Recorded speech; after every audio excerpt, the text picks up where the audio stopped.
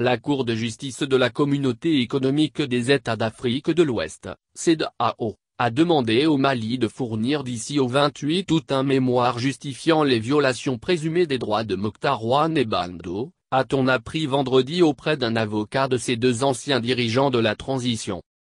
L'ex-premier ministre de transition malien Mokhtar Ouane et Bando, ancien président de la période de transition ouverte après un premier coup d'État militaire en août 2020, ont été arrêtés le 24 mai 2021 dans un second coup de force mené par le colonel Assimi Goïta et les militaires restés maîtres du pouvoir. Assimi Goïta, l'homme fort de la junte, s'est depuis fait investir président de transition et a nommé un nouveau premier ministre. La mise à l'écart de Mokhtar Ouane et de Bando a été officiellement présentée comme une démission. Ils ont été libérés mais leur entourage affirme qu'ils sont sous le coup d'une résidence surveillée qui ne dit pas son nom.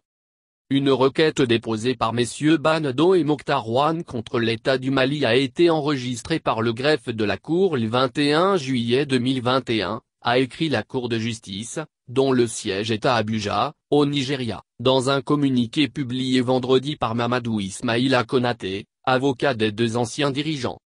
Par conséquent vous êtes invité à produire un mémoire en défense dans un délai d'1 mois. Passé ce délai les requérants seront entendus et un arrêt par défaut réputé contradictoire peut être rendu, a ajouté la Cour dans ce document daté du 29 juillet.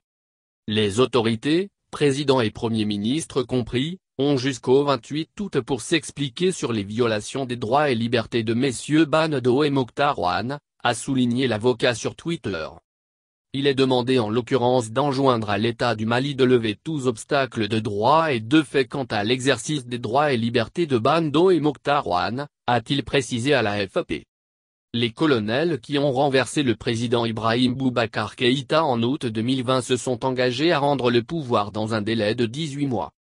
Début août, le premier ministre de transition Kshogel Kokala Maïga a assuré que les élections censées ramener les civils au pouvoir auraient lieu comme prévu en février-mars 2022. Le doute persiste cependant quant à la faculté des autorités à tenir les échéances dans les 7 mois qui leur restent, tant les obstacles à surmonter sont considérables dans ce pays en pleine tourmente depuis des années. La propagation djihadiste et les violences de toutes sortes vont de pair avec de graves crises politiques et sociales.